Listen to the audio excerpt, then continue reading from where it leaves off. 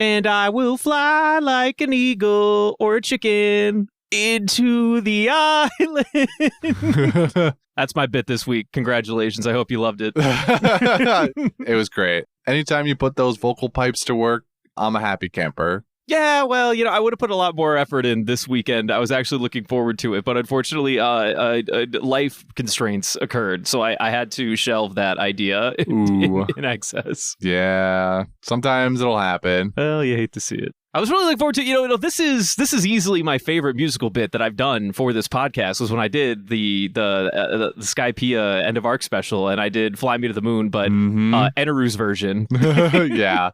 That's a classic. That lives on in podcast infamy for us and the fans. It's great. Yeah, maybe after the fact, I'll do a track and send it to Jordy and say, hey, so have one of our new editors throw this at the end or something like that for the folks at home. Honestly, we might have peaked around that time with your rendition of "Fly Me to the Moon." It's hard to beat, honestly. Like what it hits every beat that the end of the arc covers. 1,000%. Yeah, it's really hard to beat. Like, how do you fly me to the moon? Motherfucker's literally on his way to the moon.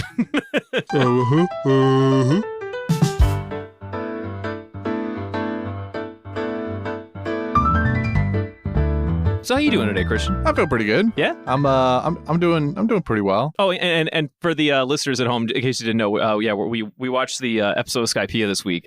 Did we tell them last week that's what we were doing? I don't think so. I think we didn't have the plan set in motion just yet, so we just said we're going to do something that's not going to be normal episodes. Right. Wow, we're getting worse and worse at this as the weeks go on, aren't we? Yeah. Well, the good news is we have a plan for the next couple of weeks that the listeners will learn eventually. Yeah.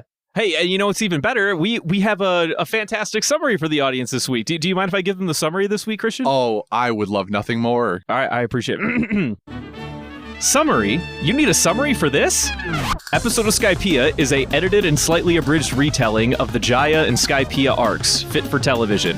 What else is there to say? You watched the arc already. You remember, right?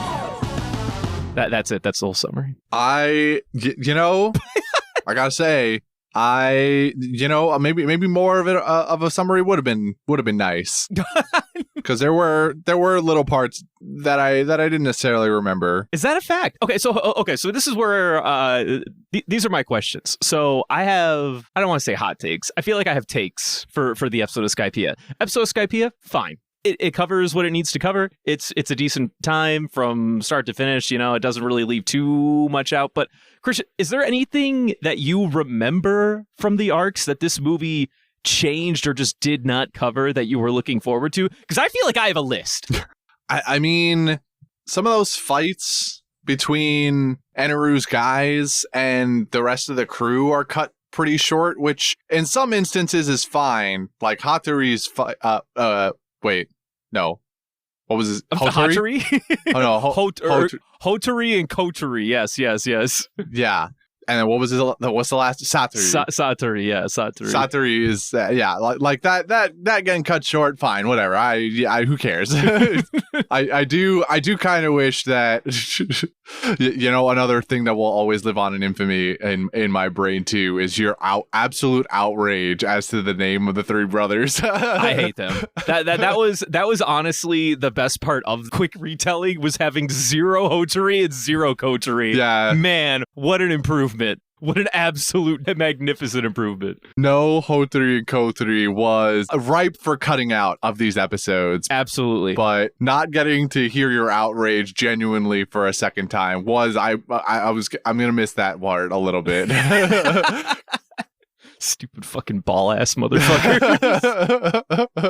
Why do you exist? Get off my fucking screen. Oh, God. Dylan or the new editor, if you have time, could you go back and just please find the clip of Brendan's outrage and just play it again here, because the audience needs a re-up on this one, because yeah, we need a re-up. if we can get that soundbite in for this episode, I would love that. I know that was for an anniversary special. I don't remember which one, but I know it was for an anniversary special that we ranked the 5 least favorite characters. Yeah.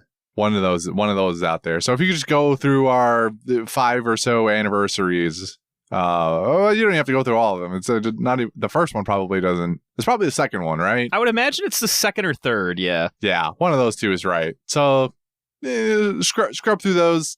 Find that soundbite would be fantastic. I'd love you forever. I mean, I'll probably do that anyway, but I'll love you even more forever. Yeah, I mean, we can still love you. We can still love you forever, regardless. Yeah, I'll love you forever and ever and ever. That's a lot of evers on there. I assigned you all a top 5 most hated characters list. Can I give my list? Satori. He's the ball motherfucker from Skypiea. Honestly, out of all of the dumb throwaway villains we've gotten, he's definitely on the list of least favorite. Hotori, who is his fucking brother, who is on the stupid fucking boat. Why does he exist? And finally, Kotori, which is the other fucking brother. Why could there not be any other villain written in any other way? I hate all 3 of them. Jesus. All right, there we go. Anyway, did you have a thought you were going to continue with, or did you just want to enlighten the audience to how much I hate the ball motherfuckers? No, I mean, this goes into the larger thing of how they cut down some of these fights, and there were moments that you just kind of don't see because they get cut down. They hit the important parts. Unfortunately, they really just do away with that one fight with Chopper and the Cloud Sword guy, and you don't get to see Chopper struggle through that. He's basically just one shot, and then Zoro stumbles upon him, literally drops in off of the bird right next to Chopper this time instead of stumbling on him in the middle of the fight. That's the way it happens in regular Skypiea, right? Like Zoro starts fighting this guy and then sees Chopper. Or am I misremembering? No, yeah, I think that's right. No, I think Zoro finishes his fight and then he catches up with Chopper, but then Chopper gets iced by whatever he got iced in this movie. I'm pretty sure that was still the same. Didn't Eneru do it? I forget who did it. No, it's this Cloud Sword guy. Oh, that's the part I'm talking about. Yeah, like what in his trial or whatever. Oh, yeah. No, I do think that's right. Yeah. Because Zoro gets dropped, and then he catches up with Chopper, and then, Cloud Sword guy, I think, does something to Chopper. Yeah. And then Zoro's like, how fucking dare you? Yeah. Okay. So that's more or less the same. But either way, there's some parts of these fights that are cut down. There's also, in a more general sense, some kind of awkward jump cuts between things. Uh-huh. Like, I remember there being a moment where go on. The Shandians are talking, right? Yes. And the little girl Isa is talking to what's the current chief's name? Not Wiper. Are you talking about Wiper? Yes, Wiper. Yes. Oh, okay. Well, sorry, I didn't mean chief, but the descendant of Calgara. Yeah. Wiper and Isa are talking, and Isa's like, hey, you used the reject dial. What the fuck is wrong with you? And he's like, I had to do it. And then they basically just cut right from there to all the Shandians moving out to go and fight Eneru in the upper yard. And I'm like, wait. There's like a whole conversation that normally happens here between her and him. And they just were like, yeah, you know, who cares about feelings and all that shit? Let's just get right to what you're looking for here. The fight scenes. You know, I'm gonna just start with this. I have takes here. So this episode summarizes both Jaya and Skypiea. And I think that alone was a mistake. I find that this was way too bloated, trying to include the 20 or 30 some odd chapters that encompass the Jaya arc. Yeah. I felt unsatisfied with the ship falling out of sky, and they're just like hanging out on the sea. Like, I get it's supposed to, like, you know, bring everything together, like why they're going to the sky, but like, guys, unfortunately, I don't know what to tell you. There's not enough time to tell that entire story, because what you gave me here, first of all, I had no fun with any of the dumpster diving ship people, the monkey bros, and honestly, that was a fucking tragedy. They just show up there when they are sending them off the chute. Brother, it was so weird, because like they literally show up to Cricket's house, which in and of itself isn't like a horrible transition. And then, for whatever reason, they chose to include them. There's like a picture of them on the wall, and Luffy's like, oh, hey, do you know those guys? They're like, yeah, that's my buddies. Yeah, they help me dive for gold sometimes. Anyway, moving on. We need to fix your ship up if you're going to go to Sky Island taking the knockup stream or whatever. And I'm like, okay, whatever. That's fine. They wrote about it. But then they write them back in. They wrote them back in. Yeah. They just show up randomly when we go up the knockup stream, and I'm like, wow, why? What's the point? Just leave them out if you're going to leave them out. Okay, so I want to inform you. This is more of a Brendan outrage. There are a lot of parts of this arc that were like renamed for this special, and I don't know if it was Funimation like resolving some of the choices they made in their naming from the first time they dubbed this arc. Because again, fun fact, this is the first arc they ever dubbed, and they chose to use a lot of the translation choices that the official Viz English distribution uses for Skypiea. And since then, they've chosen to use like a lot of like Viz stuff, and then also like simultaneously kind of done their own thing for translation purposes, or like, you know, Western audiences and whatnot. And for this special specifically, is the first gripe I had. They renamed the knockup stream to the Monstrous Current. Yeah. And I was like, but why? I don't like that. Yeah, it's like still just like a current that you take or what. But I'm like, is Monstrous Current like what other people translate that? Like, knock upstream sounds sweet. So much better. Is all I'm saying. It's the knock upstream. Like, I don't understand why we changed that. And you know what's even funnier is that when you go to Stampede, which is a movie that just so happens to have a knock upstream in it, they still call it the knock upstream. So what are we doing here? Somebody make up their fucking mind, all right? Somebody make up their fucking minds. Also, knock upstream is objectively cooler. End. I agree. Conversation over. Thank you. Thank you for coming to my TED Talk. All right, anyway, moving on. Another thing that they changed in this movie that just so happens to be, honestly, only I care, but maybe other people will care as well. Two things that they named or renamed: the lobster that takes them to Skypiea, Godland Skypiea. It used to be known as the Super Express Lobster, and now they changed it to the Lobster Express. Guys, way less funny. It was so much funnier with Super Express Lobster. How the fuck dare you rename it to just only They took the super out. Like, why would they do that? Like, this is One Piece. If anything, if Frankie would be disappointed in you, honestly. Yeah. If Frankie was here, if he was in the drafting room for the script writing, he would be like, guys, what the fuck are we even doing here? Who are we? Yeah. That's bullshit. This I didn't remember, but I'm glad now that you brought it to my attention. Outraged. Finally, and probably finally for right now until I remember more, the bell. So, like, maybe it's just me again. But like in the original dub, they named it the Fire of Shandora. And in this, it was called the Light of Shandora. I'm not saying it needs to be the Fire of Shandora, but when they used to like, oh, also like, I know you say Shandy and I say Shandora because for whatever reason, Shandora and Eneru are two of the things that for whatever reason did not get translated at all the same as what other people get in their subs or whatever. But anyway, moving on. Shandora, which is Shandians for those who are reading it, they call it the Light of Shandora, or the Fire of Shandora, Light of Shandora. I just think that saying the Fire of Shandora, light the Fire of Shandora, sounds so much cooler than ring the Light of Shandora. And I'm just like, guys, what are we doing to light the Fire of Shandora?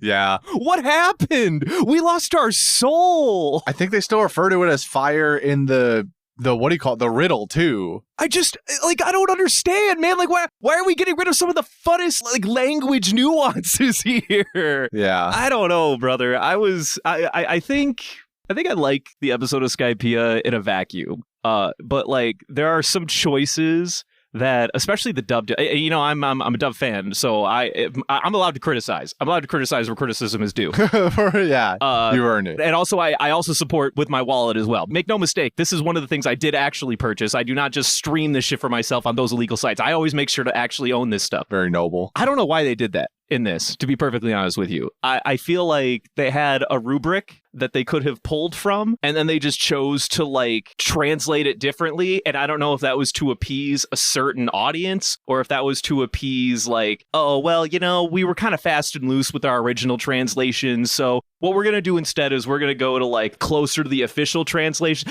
But then also when they do Stampede, they're going to call it the fucking knockup stream. So there's really no rules, is all I'm saying. There's zero rules. It's entirely arbitrary. It's all fucking arbitrary. So all I'm saying is, if you're going to be arbitrary, give me the shit that sounds fuego. I'm begging you. And I say fuego because that means fire. Fire belongs in this talk. We need fire in this conversation. Fire. The light is cool, but it's the fire of fucking Shandora, bro. Yeah, and we're going to light it up. We got to light up the fire of Shandora. It sounds sweet. It sounds sweeter than ring the light of Shandora or whatever the fuck they said in this, which is like, it's also cool. Like, it is still like the light of Shandora. It demonstrates that, like, we're here, but like, light that fire, bro. Light the fire. All right, well, I'm saying bro too much. These are the things that, keep me from like really loving this as a fast and loose rendition of the Skypiea arc. Because I love the Skypiea arc. I really do. I actually think that it does a lot right. And it's the first time I fell in love with the formula that this stupid franchise can come up with. It really is. Especially with Luffy versus Eneru, and always knowing that bit for the better part of like 30 episodes until it finally fucking happens and it absolutely lives up to the expectation. Yeah. Meanwhile, the other thing that they do, and like things that they cut, right? So this is where I'm at. There are things in Skypiea they cut that I'm like, bro, you didn't even have the dances with wolves. That's like the best time in the entire arc. Just, what is wrong with you guys? Yeah, they cut out the dancing wolves. That one hurt. That's a podcast favorite. I'm shaken. I did like a triple take because I guess I forgot since the last time I watched this that they just totally skipped the dancing with wolves. And I was like, wait, I rewound it and then I played it again and I'm like, those fuckers, they skipped dancing with wolves. That's the best fucking part. I just feel like, Jaya was a fun time, but I feel this movie would have maybe benefited a bit if it kind of went the Strong World route. Strong World opens up and it's just the straws already separated in the middle of random jungle, random islands that are floating in God knows where, fighting animals or fighting insects, whatever the fuck, and they're all just doing their own thing. They're all vibing. Well, vibing poorly, but vibing nonetheless. I feel like this movie would have been a bit stronger if the story just started with them in Skypiea. And I know a lot of the fun is like the romance aspect of like, ooh, we're shooting up into the sky. I get it. But like maybe, I don't know what I would do differently. I just feel like they bloated this film and cut too many things that I think were meaningful in order to make this happen. And it makes me upset to say. Yeah, I think that's fair. I can't, I don't know. I don't know. I think is my answer to you, where I think that skipping straight to the Sky Islands is maybe too much, but I don't know what you do differently with Jaya that changes things. I guess if you go straight to the Sky Island, then you lose out on Cricket. Yeah. And if you lose Cricket in total or in its entirety, then you kind of lose a lot of what makes the resolution of Skypiea meaningful. I don't know, man. Yeah, and a lot of the meaning, the bell gets meaning from seeing Nolan and Kalgara's backstory again. So there's still worth in that, but not getting Cricket's side of things and his struggle, at least, even in the little bit that we get, is lost in some way. Mm-hmm. I will say though, I find so the Nolan and Kalgara's backstory.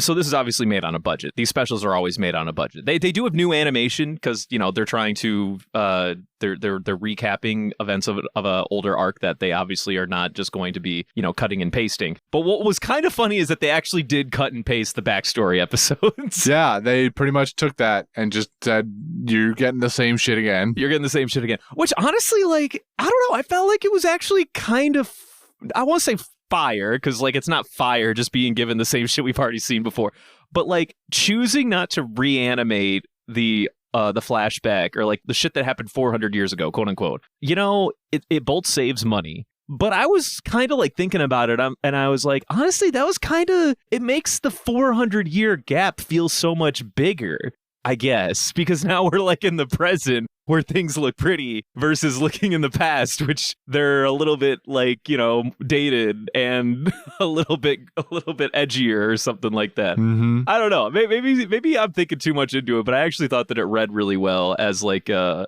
medium or as like a product. Seeing like all of these like 400-year-old scenes take place with like the old style animation versus like the new animation, which is all happening in the present. Yeah, I wonder with something like that if they maybe took feedback from Chopper, the episode of Chopper, where a lot of that stuff was not only re-edited, but stuff that wasn't there before is then put in. And episode of Chopper can almost effectively be seen as a reimagining because of the characters that show up there that just in the normal canon just shouldn't be there. Yeah. So calling episode of Chopper a summary compared to this one is even maybe not the right way to even do that, but maybe they took feedback from something like that and were just thinking, oh, well, let's just say fuck it and go the other direction with it now. And we'll just give you the same shit that you already had and you'll eat it up probably. And I think people did. I do think people kind of did, actually. I don't mind this movie. It's fine. There were key moments that I was looking to hit, and they're probably the same moments that anybody would be looking for. I'm looking for Eneru face. Yep, Eneru face. I'm looking for, obviously, the golden bell at the end.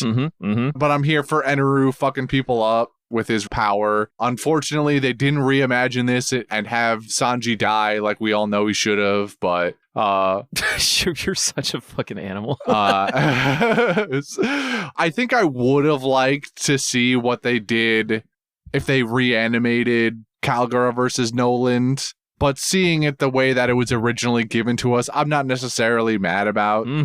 I did enjoy seeing it all again, but I think it would have been fun to have seen what they did if they reanimated it with the style at the time. Yeah.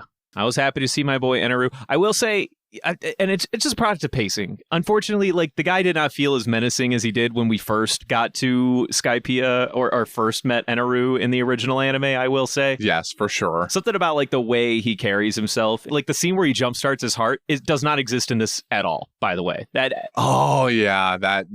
Even that alone would have really brought a little bit more of the menace in Eneru for this special, because pretty much from start to finish, and I get it, like, people who are watching this, like, they know the bits, but, like, also, like, give me some of the bits again, man. Like, come on. Like, relive these things. Like, I'm not saying I need to see him eat the entire core of an apple, because I think that the fact that you guys keep that shit living rent-free in your brain... Villain behavior. Honestly, I just find that it's crazy that you guys still think about that. Villain. That makes no fucking difference to me whatsoever. But, like, I remember there's a scene that we lost out on where in the anime, it goes, like, black and white, and you just see Eneru in, like, a blazing white light, but with, like, black behind him, and he just, like, puts one finger out with his eyes blacked out and, like, touches, like, one of the Shandorian women or something like that, and she just fucking gets zapped and falls down to the ground. Something about that scene. Oh, yeah. Completely gone in this special. Yes. Not in there at all, which is fine. Like, we gotta just trim the fat a little bit here and there. But there was nothing... Like, Wiper didn't feel as gravitating as he did in the original arc, because Wiper just kind of, like, existed as a dude for the Shandorians and then, like, used his rejectile on one guy and won, by the way, which is great. Love that for him. And then basically got written out of the rest of the movie other than to yell at Luffy at the end. Yeah. Like, there's too much of the struggle for characters that we care about that were lost here. And I want to go into the storyboard room and smack some animators is basically what I'm saying here. I'm just kidding. I don't need to do that. But they should have named it the Super Express Lobster. Yeah, look, I agree with you there, dude. It's the Fire of Shandor. Thank you. I appreciate you. Yeah, I agree. The Shandorians, they really get shafted in this movie. At least the present ones. Yes. Yeah, the Wiper and his band of goons.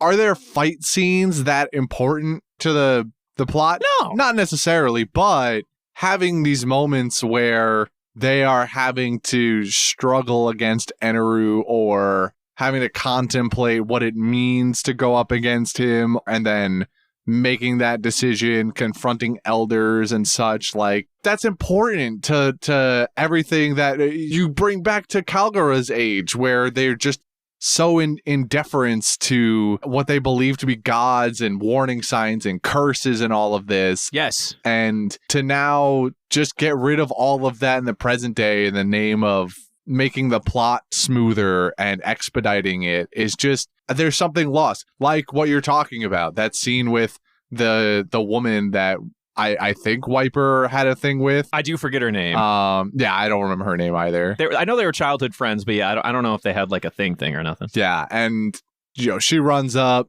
she's on the other side of the cage or whatever, and it's just like, a Wiper, you gotta get out of here. It's not happening. This guy's fucking crazy. He's undefeatable, and he just shows up behind her, gives her the big fucking zap, and is toasted. And that, like, I don't remember a lot of what was surrounding this specific moment other than that they were trapped and she was on the other side of it. Yes. But I remember exactly what you're talking about, the menace behind it and the music swelling and just dropping as he just absolutely decimates her, and there is nothing that anyone can do about it. There's a lot lost. I think this movie tried very hard to make it a lot about the straws, but they continued to include the backstory for the Shandorians. I feel like they missed the bit if they chose to include the past Shandorians and not actually flesh out any of the major plot elements of the present Shandorians. This story includes the straws, but it was never really about them. It was basically a holy war between the Shandorians and the people that overtook Upper Yard, Skypiea, whatever. Really, even the old regime that took over Upper Yard, because back when the Shandorians first landed up there, they clearly were at war with the people of the local people that lived nearby, and they were like, "Oh man, this is obviously like very important stuff." Mm-hmm. The holy war aspect of this entire arc got completely lost in the present, in lieu of just making sure that we cover every single moment that happened to the Straw Hats. And like, I get that. Like, I want to hang out with Robin when she's like, discovering the City of Gold and all that. But also, I feel like I should have gotten a lot more Wiper or a lot more Eneru versus Wiper or this, that, and the other thing to really help me remind myself of like what the meaning and the message is in this arc. Yeah, totally agree. Not to say I didn't like it, because it is still fun times. Yeah, it's fine. I do enjoy watching these episodes of Skypiea. I embrace these movies in the same way that I embrace the other ones. It's better than Choppers in the sense that all of this is what actually happened in the arc one way or another, whether it's been cut down or not. Like, this is all stuff that happened. Some stuff's been left out, whatever. Choppers, again, reimagining thing. But even episode of Nami was, I would never tell someone, watch this movie and you're good. Never in my life. I would tell someone that if you really want to understand the show and watch the show, I was given Nami and Choppers episodes when initially I thought about watching One Piece. Jordy was like, here, just watch these, see if you like it, and then just keep going from there. And they're fun as a rewatch to see what they went back and did to try and streamline the process and expedite the storytelling. And it's so in that sense, it's fine. Now, does this also lead to disappointment in some ways, like not getting the dancing wolves or a lot of the Shandorian backstory? It's crazy. Criminal. So, yeah, it is a double-edged sword. You get to relive old moments that you love, but you also miss out on some that they deemed unnecessary to the viewer. So I would say, yeah, watch it, sure. But just expect that some of the stuff that you enjoyed from watching the actual arc is potentially not going to be there. I feel like, unfortunately, like these synopsis movies, like I always want them to be these like really fun and engaging and endearing moments that I can like give to people. But I always find time and time again after I watch them that like it just makes me want to watch the main series again. It just makes me be like, why am I watching this when I could just be watching the main series, which I have so much more fun with than watching this right now. Oh, so I can save, the 5 hours that it would take to just watch it proper. I don't remember how long Skypiea was. I think it was like 50 episodes from start to finish from the moment they started like trying to get from Jaya to the end of Skypiea. Yeah, it sounds about right. I think it was something like 50, which is really funny considering we just got done watching 150 in Whole Cake Island.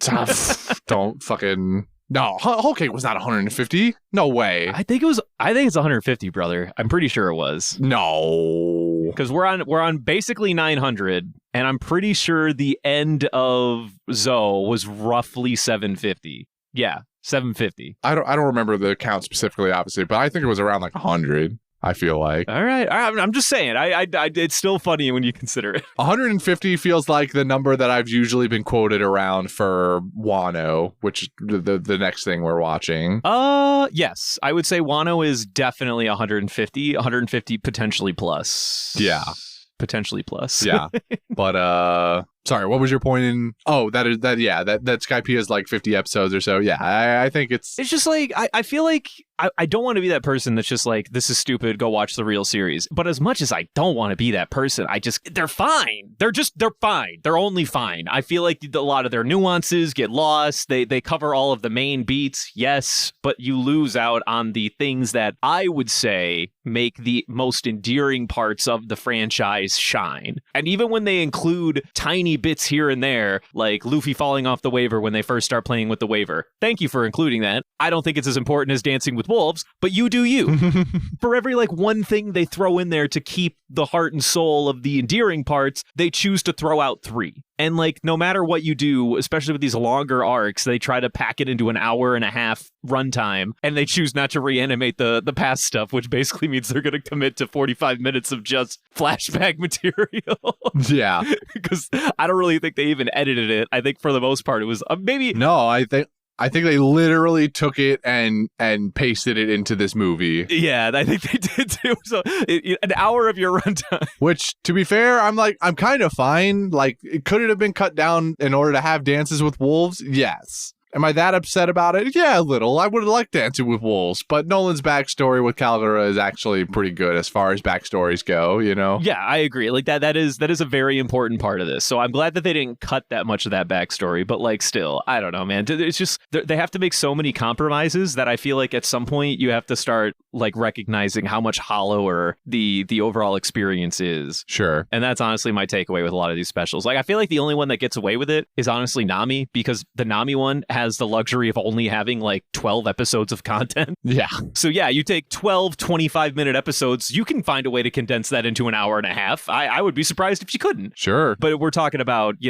50 episodes. Okay, now we're starting to really get a little wishy-washy. Yeah, now we're going a little the wrong direction here, fellas. Yeah, I don't know. I feel like this whole experience in the story would have been much better serviced as either 2, maybe even 3 movies. Like maybe you do like one that like completely reanimates the backstory in the past, like completely reanimate it, and maybe even like maybe like freshen it up, like add a few things, like maybe like new character, like change it up a little bit, like really dial in that backstory, like add some like fucking anime only material or some shit just to really like spice it up. And then like the other 2 episodes are Jaya / early Skypiea, and then the rest of Skypiea respectively, or something like that. I don't know. Or you could just do it in 2. You probably just get away with doing it in 2. Nah, I think you definitely get away with 2. You don't need to stretch this to 3. That feels too much. All right, well, egregious almost, but 2 I could definitely get behind. You make this a part 1, part 2, expand Jaya a little bit more, expand the monkey crew a little bit more, give them more flush. And I'm on the fence about not even having Bellamy. I feel like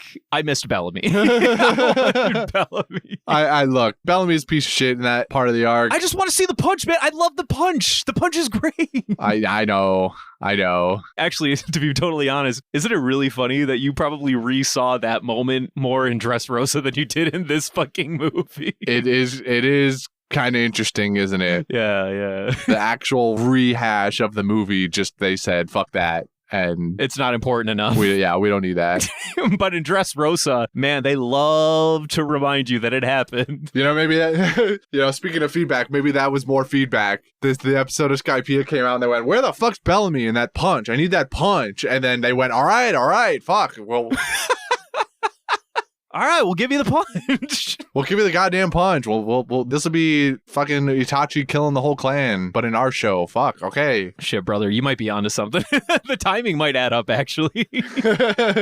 I bet you it does. There's no way episode of Skypiea came out before Dressrosa. I don't think it did, honestly. So I don't even really know what kicked off this hash of this movie, but I'm just gonna roll it back to stuff that we did maybe enjoy. Nolan and Calgara, I think, is probably the number 1 for sure, the highlight for sure. Like getting to just see all that again, it could have been better, sure, but just seeing it again, I'm on board. I'm here for it. It lacks some of the flavor, obviously, because we don't spend so much time with cricket this time, but the bell scene at the end still hits. It's great. I'm here for it. It doesn't have the same amount of power as the original show because you don't have the elaborate lengths we went to explain the symbolism behind all of it. We just, we get Calgara's backstory with Nolan, and that's it. That's like mostly what you have to go off of. So does it hit quite as hard? No. But if this was your first experience with watching this arc, you can still glean the importance of what's going on. So I'm glad that they still invested the time into that. They cut down on Eneru versus Luffy fights a little bit, but watching Eneru in real time realize that Luffy is his hard counter still fucking slaps. Eneru face, fucking awesome. One of the greatest moments in fucking anime history, honestly. One of my favorite moments in anime history. Awesome. Truly a timeless moment in anime history. Timeless. when a god got humbled by one stretchy boy. Stretchy, rubbery boy. Oh, man. Do you have any other specific moments that just were still good the second time around? Or third, fourth, fifth time around? What is the number that is on your Skypiea rewatch with this movie? Like the number of times that I've seen Skypiea through this movie? No. Just in general. How many times have you seen Skypiea, including having watched this movie now? Well, okay. Including the number of times I've watched this movie in addition, because I've seen this movie a couple of times. Movie in addition to the art in the show. Okay. I'm going to be so fucking for real. This is probably my third time watching episode of Skypiea. Okay. But I've definitely watched Skypiea like 5 times. So this is 8-ish if you include all of them together. We're maybe shy of double digits. Might still be double digits. Who knows? Who's counting? Certainly not Brendan. Because I definitely watched episode of Skypiea when it first got dubbed because I was excited because it was the first time I was going to watch it. And then I was like, yeah, that was fine. And then I think a year or two went by and then I was like, I wonder if that held up. And then I remember it was like just after we watched like regular Skypiea and then I watched the episode of Skypiea and I'm like, brother, I feel like they missed some of the beats. Like, what? Am I crazy? And then I honestly stopped thinking about it. And now that I'm here again, yes, they did. That's why you get bitter Brendan today, because this is my third go around with this exact episode. Mm-hmm. And now that I know what we could have had, I have to bleed salt, unfortunately. I have to put my foot down. Yes. So on the other side of this, do you have any other moments that you felt still were good or that they did right with reanimating or something like to that effect? Rocket Power Shandorian still slaps. I mean, I'm glad we didn't lose Rocket Power Shandorians. Yeah. Because we could have lost Rocket Power Shandorian. Yep. Shoe is great. And I'm not going to say that I like that. The ball motherfucker got introduced way earlier than he did in the regular arc. And I'm happy about that because then I got to spend less time dealing with the ball motherfucker. Uh-huh. But maybe I shouldn't say that. No, I think, I don't know. I think the best parts are, Luffy ringing the bell because that's what I'm here for. I'm here for that big ring. Raigo still looks cool. Like all the main things that got animated, they look good in this animation. It's just that I don't think there was a lot that they turned, like there's nothing in this special that I think like surpassed what the original animation originally set out to solve, right? Like they just kind of like redid a lot of the best parts with fresher animation and called it a day, which is fine. It's good. I like it. Fun time. Like, imagine if they, like, really reanimated Eneru face into the first, like, Gum Gum pistol or something like that. Like, you had, like, a 3D, like, rotation right as he punches him slow motion into the chest and sends him flying across the room or something like that. Like, they could have reinvented the wheel, but they didn't. They just did the same, but with the current animation, which is good. It's fine. I like it. Yeah. I'm here. Those are my thoughts. I'm glad you could be on this journey with me once again, Christian. Yeah. There was something about they do the quick countdown, right, from 75 of all the contestants in Eneru's game here. And at first I was thinking to myself, yeah, I mean, as far as ways they could have done this goes, they could have cut just a lot of this and just not acknowledged it. Because a lot of this is where Wiper's guys fall and you lose what's-her-face in the moment we talked about earlier and all of this other stuff. So at least they semi-acknowledge it. They give you the clip from the show where the person gets got and then have this tiny little counter slot machine looking thing in the bottom and we just get down to the number eventually. I remember you couldn't play the same sort of game that we did in the recordings of the podcast where we're trying to guess as the weeks go by, like, oh, who's going to be the last ones that Eneru predicted? Like, who's going to be the number? Who's going to be the 5? And because they take all that away from you. They just go and we're at 7 now. We're down to our 7. We're down to 7. Who's going to be left? Yeah. Which, to be fair, like it is just a single movie. Like there's no episodic, bit to latch your teeth into where you can be like, "Ooh, I wonder who's going to make it." Yeah. So, but that's a very us specific thing. It makes total sense that they would cut down on these aspects of it in order to keep the plot going. So I'm lamenting a very specific us thing that we did, and even regular people may not have necessarily been engaging in this, but you have more opportunity to speculate and think to yourself as you watch the show and like, ooh, I wonder who it's gonna be. And you just you don't get the chance to do that because it's basically over as soon as it starts. But But yeah, no, I mean, And they cut all of Luffy inside the Sky God Snake 2 adventures, so you don't really need any of that. they did cut all that. They did cut a lot of that. They also cut Pagia. Pagia wasn't in this movie at all. That's fine. Just evaporated. Yeah, that's fine. As far as characters that should have died gone, like, he's effectively dead by not being in the movie. Wow. Rude, dude. It's the Willipede. You know who else wasn't in this movie at all? The other, like, holy member of Eneru's crew that Robin absolutely kills or whatever. Iced, yeah, I know. I saw that. I said that to myself too as we get the quick countdown just going. I was like, oh, right, yeah, there was, we don't get her fucking hanging that dude with a clutch. Did not happen. Yeah. But yeah, that's what it is. But yeah, all around fun time. I would always recommend watching the Mainstay arc, and against this one especially. Maybe not more than Chopper's. Chopper's is just a little too egregious. They changed too much. At least this is like the right elements. They just don't happen with the same savoriness that I come to appreciate about One Piece's writing, which I also inflate One Piece's writing in a big way, and I'm not naive to that. That being said, However, I still stand by what I say. yeah.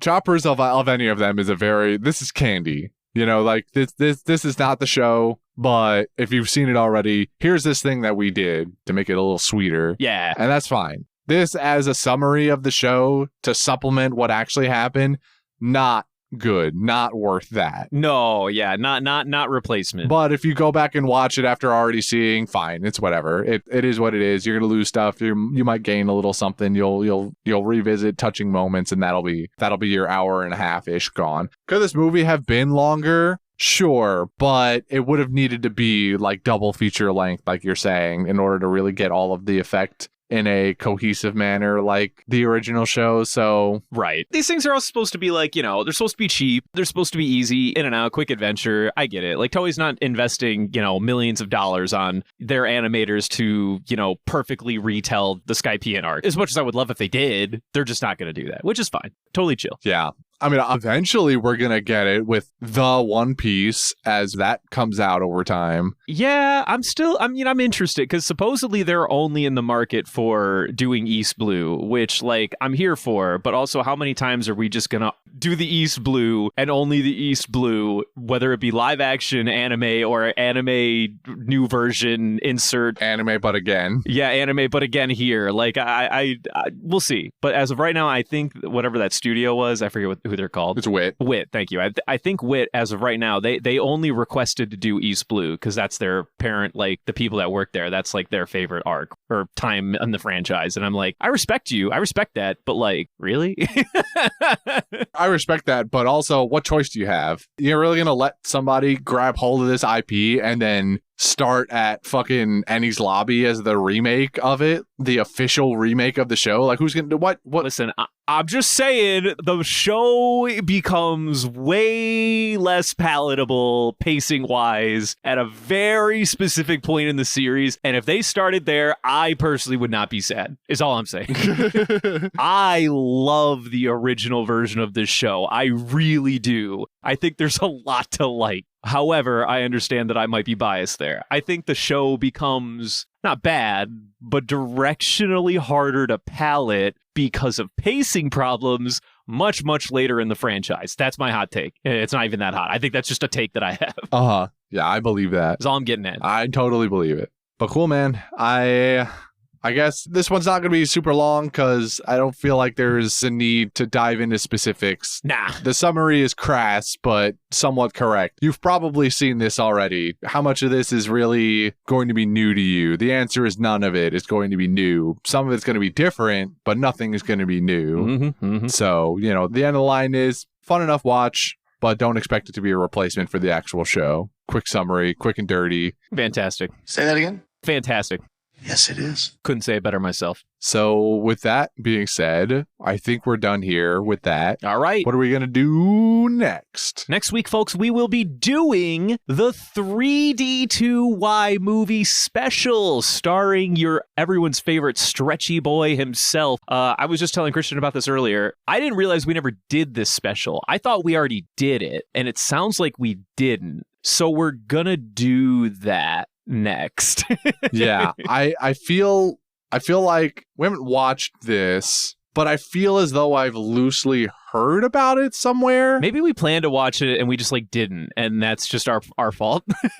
Maybe, or there was some other point in the past where it was just being described as we got through that area of the arc, and then I don't know, something happened that we just didn't watch it or didn't find the worth in watching it. Yeah, for those keeping track at home, this special came out, I feel like around Film Z time, but I could be mistaken. And it stars a Luffy that is still learning hockey or whatever just after the events of Marineford, but before he gets back together with all the crew. There's a small little side story that occurred. It's a fun time. I enjoyed it. So we will be watching that. Yeah, 3D2Y was 2014 movie. All right, moving on to quotes. Christian, do you have any quotes? I have a quote.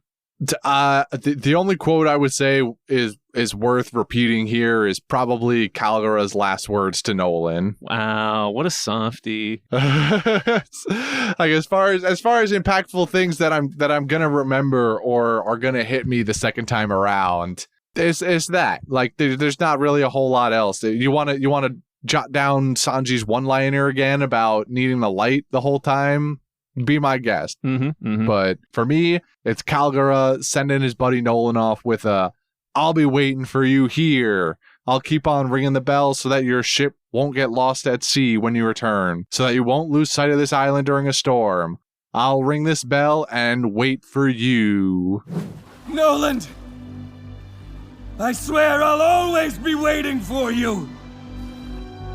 And I'll keep ringing the light of Shandora until the day when we meet again, so that you don't get lost at sea. You'll know where we are in the storm. Please come back soon. I'll remember you forever! Hell yeah. I have 3 quotes. One comes from Usopp, and it's when Gonfall is explaining that he used to be god of the territory, and then Usopp in the back goes, "What happened? Did you get fired?" Until 6 years ago, I held the title of god. What'd you do, get fired? Because gods can be fired now, apparently. Fucking got him. Anyway, moving on. My second quote is Nami, when she realizes that, wait a minute, of course, Luffy might be the only man that can beat Eneru. He's made of rubber. He doesn't conduct electricity. 100 million volts body.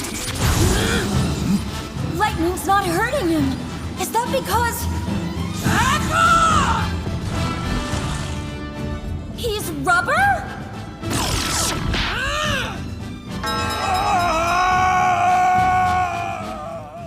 The way they edit the music fucking picks up is fucking crazy. And my third one wasn't in this movie, but I'm going to say it anyway. It is in the original franchise, and it is easily one of my favorite lines in the arc. And it comes from Wiper. And it's after he basically resigns to dealing with being able to ring the bell himself or see the bell himself, because they're still dealing with the Eneru problem. And at first they're trying to tell Luffy, or he's in his position, he's like, well, I can't just let, fucking Strawhead be the guy. He knows nothing of our conflict, knows nothing of our heritage, history, whatever. And then, at some point he just kind of resolves himself after he hears that, they met one of Nolan's ancestors down in the Blue Sea who's still been looking for remnants of their culture to this day for 400 years. And Wiper, as he, just falls to the ground and resigns after screaming for Luffy to ring the bell, he's like, Nolan's ancestors are waiting. It's really time that we reward their patience. And I fucking love that line. Calgara, the descendant of your best friend from the Blue Sea. He's waiting for it. The ringing of your golden bell. It's time we rewarded his patience. Reject! What a fantastic fucking line. And it deserves to be remembered. And the fact that it doesn't exist in this special is honestly a little criminal. Mm-hmm. If you haven't noticed, the theme of this is too many things are not included, therefore Brendan Angie. Anyway. Therefore criminal. Exactly. So, and also changed when it should not have been changed because screaming Light the Fire of Shandora is objectively cooler than Ring the Light of Shandora, is all I'm saying. Obviously, literally the same thing. Thematically, way less cool. Moving on. Thank you for my TED Talk. All right. Very nice. Very nice. Well, I suppose we still got to do this then. We have, or we should maybe give out. Yeah, we should do this. A golden ham for this movie. Can I just throw the one in the ring that I feel like, and you know what, they're my favorite. Please do. In this movie, so that's why they're going to win here. It's Nolan. Well, and Calgar. I mean, I love them both, like almost evenly. But I just think, there's something just a little bit more tragic about Nolan's story, and that's why he gets to be the one on top today. But if you were to ask me who my favorite character in all of Skypiea, it actually is Wiper. I love Wiper. I think he's a fantastic one-off character. Ooh. A lot of heart, very interesting, gripping. He's like a disheveled ruler of a clan that he barely understands his own identity because they haven't even grown up in their homeland. But he still, wants to, maintain this heritage that they've lost over the years. I think that he's a very compelling character. I love Wiper. I really do. They did him dirty in this special. Unfortunately, that just is what it is. Yeah. He's a side character when he was already a side character in a franchise, not about him. So therefore, the one that had staying power that I still appreciate to this day, that I think did not get the dirty treatment during this film, it's Nolan. It's Nolan all the way down. Mm-hmm. I do agree that of the events that are in this episode, Nolan's stuff is very compelling. I'm not sure what it is. I don't even really remember if I felt this way the first time around either, but Calgara's struggles in his aspect of all of this felt a little more compelling to me in the sense that, man, crazy. He's really having his straight up, the foundations of everything that he knows are completely shaken and torn apart in front of him.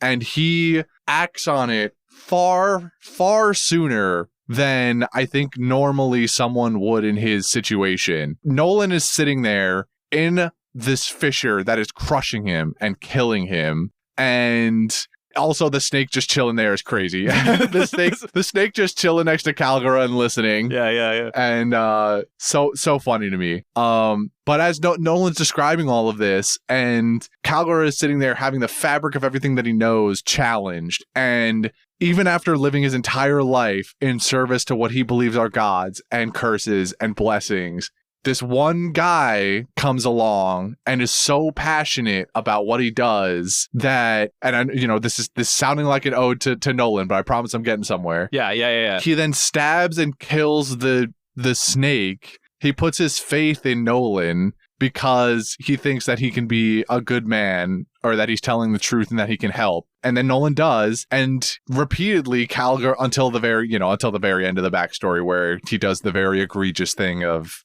cutting down their ancestor trees. But he goes to bat for Nolan, for everyone, on behalf of everyone. He has to take that leap for his tribe, challenging everything that they believe in, and it pays off in this case. But in a lot of cases, even in the real world, trusting the outsider like that did not go well at all. Yeah. So my vote is for Calgara, and I'd be interested to go back and listen to my own opinion on the episodes that we covered this backstory and see what I said at that time, and wonder what has changed, if anything, since that time, probably 3 years ago now, or something like that. This is fascinating. I want to give you some lore. There's lore that I don't have I'm unprivy to, but there's lore that I am privy to. There is an episode where we were deciding between the golden ham of Nolan and Calgara, and there's at least one episode thumbnail where they're both on it. Now, what I also know is that it is not an episode where we gave it to both of them. I believe we've only given a double golden ham exactly like 2, maybe 3-ish times. And I think the first one was with Sodom and Gomorrah, because I think it was Geordie or something at one point in time that was very adamant we are not allowed to give two-man golden hams ever. And then we proceeded to do that just eventually. So what I'm saying is, I believe in that episode, only one of them got a reward. It would be interesting to give either both of them the reward now because we don't give a fuck, or miraculously pick the other to get the reward today. I don't know what would be cooler, actually. Oh, yeah, I don't know. We have no way of knowing whether or not. I'm gonna say this because I really like the Danger Game. If I was a betting man, I think we gave it to Nolan. And if I was to continue my thought, Kalgara, I think, got shafted, and therefore that alone, I want Kalgara to win today.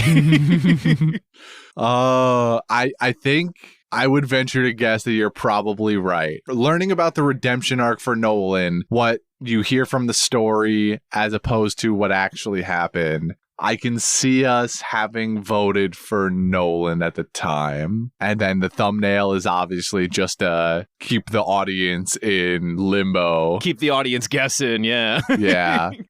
Let's do it. Kalgara is going to be the winner here, and I'm going to personally make it my mission to go back sometime in the next couple of days as of the day of this recording and see who we gave it to at that point, because I'm fascinated.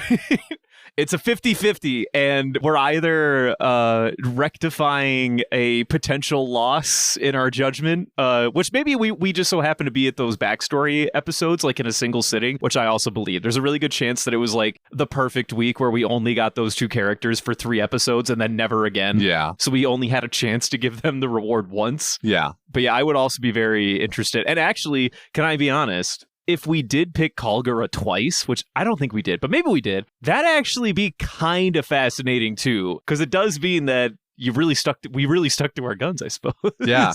Yeah. I mean, regardless, I think we come out with an interesting perspective on whether or not we've changed our decisions. If we gave it to Nolan initially, if we've come out consistent, especially I vouched for Kalgara in those episodes. Which I would venture to guess that I probably fell into line with more Nolan-centric ideas, but I can see Justin having sided with Kalgara.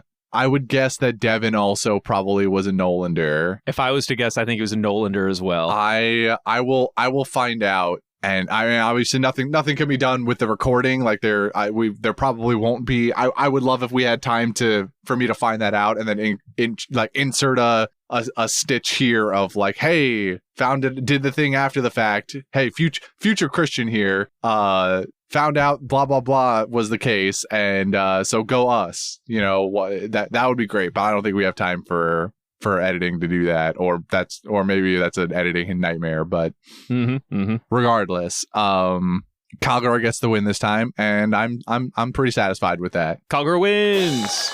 You're in no place to criticize me. Now atone to the gods. All right, now moving on to fan mail, and I do have the fan mail open, and I think we've got a bit of a backlog. I think that's true, and I believe I have the right one in front of me because there's a couple here.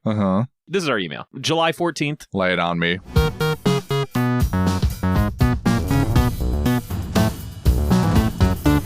Also, I have a note here that says, can Dylan or Dave add some tense spy music while I read this? Oh, geez. Okay. So to Dylan and or Dave, that is the request. Whatever you see fit, and I trust your judgment. If you choose to play Dragon Tales on top of me, I would also think that's also perfectly fine. That'd be pretty funny. That'd be really funny. Also, don't do that because we'll probably get content ID match. So let's just all jokes aside, do the AI version of Dragon Tales. Maybe that'll be funnier. Anyway. No AI content here. Top secret, nerdy ass eyes only. Yo, so apparently sending an email admitting I was an agent for the HOCPOA wasn't a good idea. So now I'm being chased across 73 states. Wow, I didn't know they made that many. After I escaped from execution. I was wondering if I could use the studio as a safe house. Please. Their boats aren't equipped to travel through cookies and cream protein shake. And I doubt they can get past the mini tanks. Fuck yeah, they can. If it helps my cause, I will be able to bring a couple of 6-packs of Dr. Pepper and a Nami and Robin body pillow. You're in. I will be showing up in a Gundam mobile suit. I can loan you guys it if you need while I'm there. I can't make any promises that there won't be accidental arson because I have experiments to do for reasons I can't disclose as of this moment. Brother, take a number. You guys probably have the extinguishers, right? Especially because of Devin? Always. Oh crap, there's a helicopter on me. I gotta go. See you soon. No, come back, no! We lost him. With lots of trouble, Natasha Hot Lips. This email will transform into a free ham and cheese sandwich in 5, 4, 3, 2, 1. By God, he's right. Hell yeah, I got lunch tomorrow. We'll just put that in the fridge for tomorrow. Well, Fuck shit. yes. Why, thank you, Natasha, for both the snack and the email. We appreciate some memery once in a while. Love that for us. That's it. It's a whole email. That's all I got from that. So there you go. Just a story. Just a fun bit. Just a little check-in with Natasha Hot Lips. I love it. You love to see it. It's great. All right, moving on. Moving on to producer shout-outs. Before I do anything, it's blank. Is it actually blank? It is blank. So I think I started mentioning this last week, and if I didn't, then oh well. I think you did. So we're going through some changes, and as part of it, we're revamping the whole producers and the way people support us now. Part of that is going to be that we're moving away from yet another service in favor of another one that we think is going to be more long-lasting. We had hoped Discord would be that for us because we were trying to centralize a lot of the content that we produce and that we give out. You know, we were most active in the Discord over the social medias. We post there, and we have shorts for the TikTok and the Instagram reels and so on, but a lot of what happens in our community is in Discord. And so instead of having the also Patreon feed where you would go to donate, Discord had the built-in membership program. So we were like, let's just all put it in one box. Now, a year and some change later, maybe at this point, I don't really remember exactly when we rolled out the Discord version of this, but the limitations have been realized on what Discord can and can't do. A lot of that is merch-based, having now done our first merch drop and realizing that there's no way to do it through that. Patreon had its own version of this where you could buy into a program or have them help you distribute and release merch as part of your membership tier programming, but there were limitations on that too. So I'm not at liberty to speak on what exactly we're doing yet, but the producers tier, the membership on Discord has at this point been shut down, and everyone was notified ahead of time. So they weren't just they weren't just cut off one day from being able to support us. Everyone was told in advance that this was going to be happening and that there's going to be something in the future, so that if they still want to very generously support us, there will be a way to do that later. Just right now, while we go through these changes,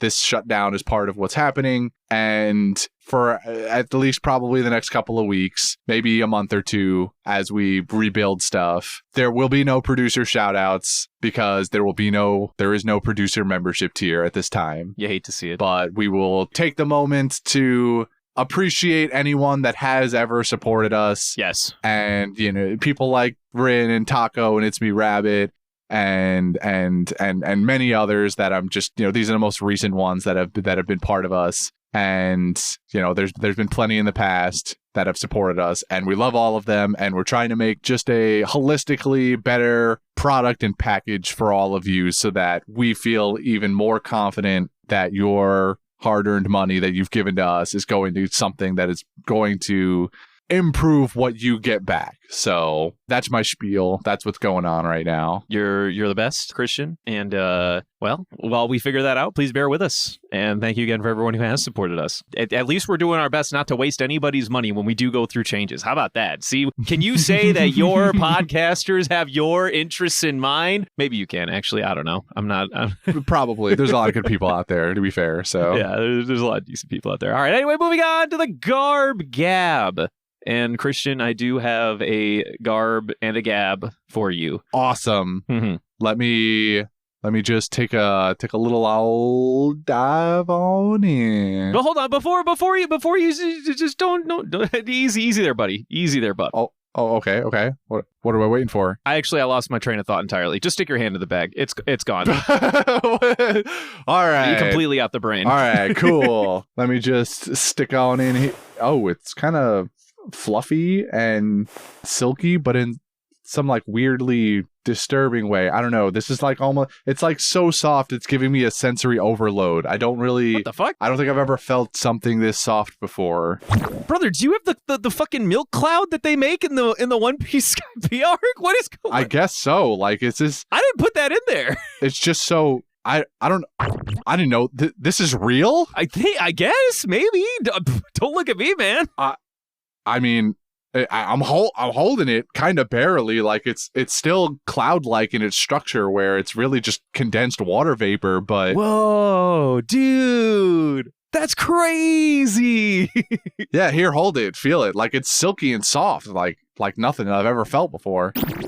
Dude, it's like you can like feel it, but you can't. You know what I'm saying? Like it's there. Yeah, I feel like I'm dreaming the fact that this is in my hand right now. Whoa, dude, that's so weird. It's like almost. It almost feels slimy, but like not really though. You know what I mean? It's like it's definitely moist. Yeah. Whoa. Yeah. Well. All right. That's cool. All right. I don't even know. I guess I'm gonna like. I don't visibly see anything on it. I'll wring it out or something. Maybe get the Ring it out. get the juices out. Or all right. Oh, yep. That was fucking sopping wet. Jeez. There it was sopping wet, and I'm still not. Oh wait. Oh, the like spillage of the water has it fallen on this other piece of paper that was just on the ground or whatever. Okay. I guess we'll just do this. Okay. Yeah, we can just do that. Maybe this fell out of the gab or something. Oh, okay. Well, it's a good thing. I guess it's convenient that I pulled out of the gab this week, because we're doing a recommendation from me. Recommendation from you? Man, who wants to listen to you? I'm just kidding. Go ahead. Literally nobody, or like a couple, or like hundreds. I don't know. People listen to this apparently. At least like 12 people. Yeah, we have like 300 or something reviews on our podcast, so at least 300 and like 298 of them, the ones that gave us 5 stars and not Jordy's 1-star bandits. They want to listen to me, I guess. I try to vary what I recommend from time to time, and I think I've done 5 years of doing this. You run some overlaps. I try to vary the genre of thing and stretch out as much as possible, but every now and then you just kind of got to go back to an oldie but a goodie sort of style. So yeah, hell yeah, brother, do it up. My recommendation this week is going to be a video game, and unfortunately, with stuff that's just going on across my life, I don't have as much time to video game as much as I could. And so naturally, that has developed a backlog of things that I want to play. Something that before it came out, it was on my radar, and then came out, and people were gushing over it. I think I know what this one is then. I've talked to you about this game, and given the backstory I've said with not having a lot of time, you probably have a good idea of what I'm talking about here. And I've made it a little farther into the game. I'm still not done with it, believe it or not, but I'm farther into the game than I was when I last spoke to you. People were gushing over this, and it falls into the style of game. It's one of those turn-based games. So if you've ever played something like Persona or a Final Fantasy, it falls into that. It falls a little more into the Persona style. And at this point, you probably know what I'm talking about, listeners. Yes, sir. It was a type of game that when I played Persona 5, which was the first of the Personas I'd ever played, on Simi's recommendation at the time, I really liked it, but then never really got into similar games, even though there's a ton of them out there. JRPGs are all like this. I'm sure there's plenty of examples of it. So I was missing this sort of style of gameplay. So this came out and everyone was all over it, and I was like, you know what? This is basically what I've been looking for. I'm a single players kind of guy.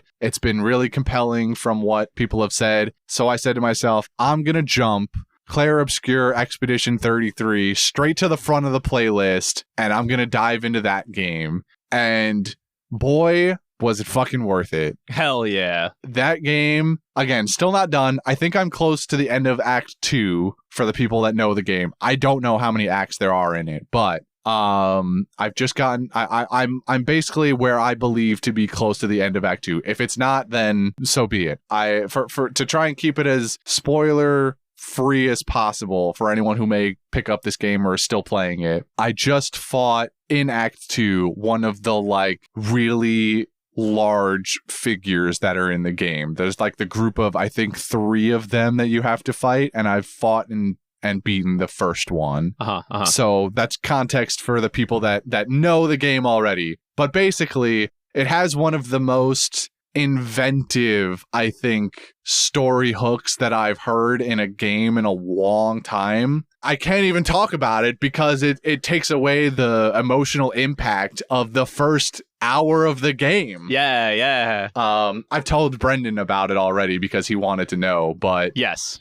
anyone that has this on their radar, like, I couldn't believe how much impact they stuff into the first hour, the prologue of this game. And it's not unheard of, but it's, again, the first time in a long time that I felt this way about a game. And I lament the part where I don't get the time to play it as often as I want to. I'm going to finish it eventually. And when I do, there's going to be a bunch of people that are really happy in the Discord. I'm mentioning this for the first time on this just so that they get this moment of like, oh shit, he's been playing this whole time. They've been talking about Expedition 33, a couple of people in the Discord, for weeks. Someone just picked it up for the first time. I don't know if it was on one of the other Discord person's recommendation or they were already going to play it, but they've been talking about it in the gamers chat, and I've just been watching. I think they may be past the point where I'm at now, so I can't look at their conversations in more specific anymore, but I have enjoyed their enjoyment of it already, and so I kept it to myself because I knew in my heart of hearts this was probably going to be my next recommendation, unless some other spectacular thing came across in my life that made me change that. But nothing did. So I'm excited for when this episode drops of the podcast to then see what they say. Shout out those peeps that be playing that game, bruh. Yeah, so I'm having a great time, and I expect to continue having a great time because it is not slowed down, and it does introduce a lot of mechanics over time. Like, you get the hang of some stuff, and then they go, okay, now here's this evolution, or here's this slightly different version of that same thing, but new. And so, but luckily, and this is part of also for me what makes Expedition 33 great, is I do go like several days, even a week at a time, not playing the game. But every time I pick it back up again, I go, oh yeah, I remember how to do all of this. Fantastic. So as far as game design goes, that's just cream of the crop. You know, someone could pick up your game and go, oh, I remember how to play this. I don't need a refresher. I don't need to YouTube anything. I don't need to go back to the tutorials. I don't need to go through the menus and look up the button mashing. All these complex systems, and my brain just knows how to do it.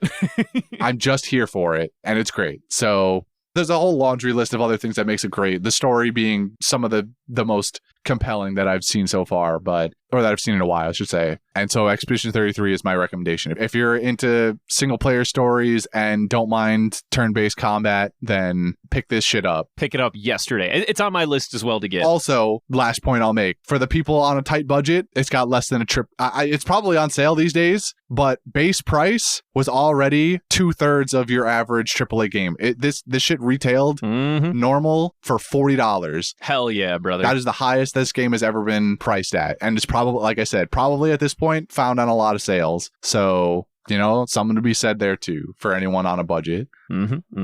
All right. Well, thank you, my brother, my friend. That was a great recommendation. I actually can't wait to pick it up myself. I did pick up a different game entirely in recent memory that I have not finished yet, but I think I'm getting close. But I also too do not have that much time for video games, so you know it's a struggle out here.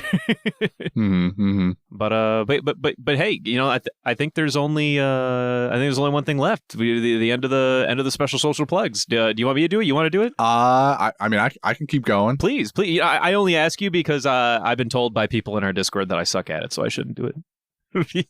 I think they just miss Devin sometimes when Devin doesn't do it. Well, listen, it hurt my feelings. So even if I do it, they're mean sometimes, but they have their moments.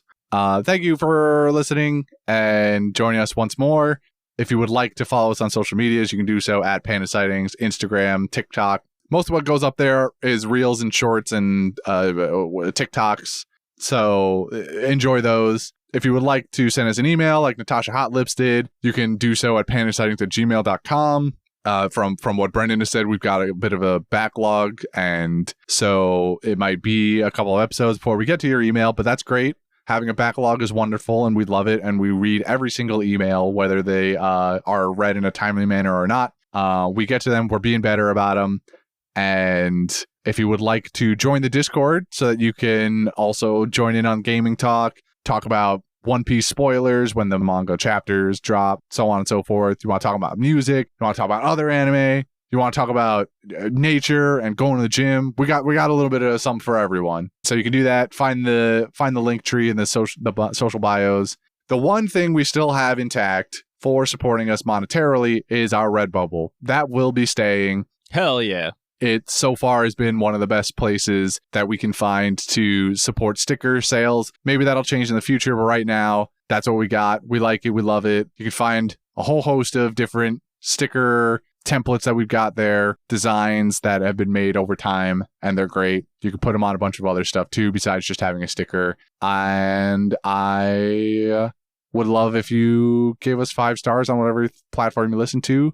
Sometimes we'll go through and read comments. So if your platform's got comments, leave a comment. And usually Justin is a big proponent of going through those and finding them. And so he gets a big kick out of it. So make Justin's day once in a while and drop a fatty review. Hell yeah. All right.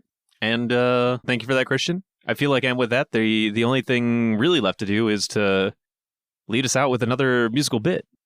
Oh, please do. Well, no, I think it's your turn, actually. Oh, it's I my already turn. did it twice. Yeah. Oh, well, I mean, I guess that's fair. You know, what's Gonfal's got Pierre. You know what? Yeah. Now with her rise in fame, Pierre, I think, needs to star in. I don't even know if a music video probably exists for this already, but and I'm not going to sing too much because we're probably just going to get copywritten if I go too hard, because people have said that I have a voice like an angel. So Sure. Yeah. Pink Pony Club. That's what makes me Pierre made me think of Pink Pony Club by the Chapel Roan. I was like, wait, you said Pierre, and I was like, is there an artist named Pierre? You just did a Chapel Roan song. No. It was Chapel Roan. He's a pink pony. I'm gonna keep on dancing at the Pink Pierre Club. Oh, all right. Hell yeah. All right, I like it. There you go. There's your remix. All right, I see the vision. Not bad. Well, there was a song we were supposed to do like 2 years ago that we just got tossed to the wayside. I don't remember what it was anymore. Huh? I don't. There was some other song that we thought of. I don't even know if we actually said this on recording or not, but there was some other song that we really wanted to remix. And is it still at the bottom of the sheet? That might be gone by now. No, it's gone. Well, you hate to see it. Oh, well, it'd be like that. All right. Thanks for listening, everybody. I'll catch you next time. And so will Brendan, and hopefully Justin, and maybe even Devin. Later, dudes. Bye.